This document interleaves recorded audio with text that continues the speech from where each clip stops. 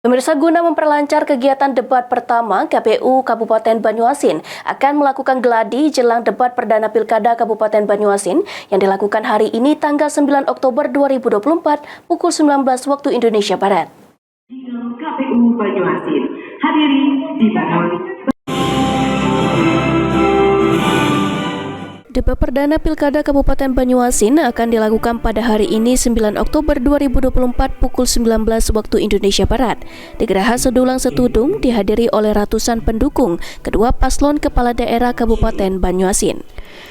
Aang Midarta, Ketua KPU Banyuasin, mengatakan guna memperlancar kegiatan debat pertama ini, KPU menggelar geladi di Gedung Geraha Sedulang Setudung yang nantinya akan diikuti oleh ratusan pendukung paslon kepala daerah Kabupaten Banyuasin.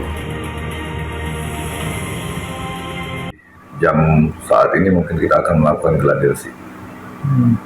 Untuk tujuan dari geladi itu apa? Geladi biar lebih siap lagi untuk di jam yang tersebut. Geladi cukup perwakilan LO mereka.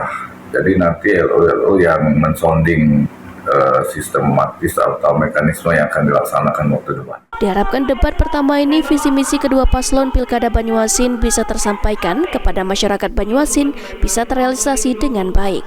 Ridho Ilahi, PAL TV.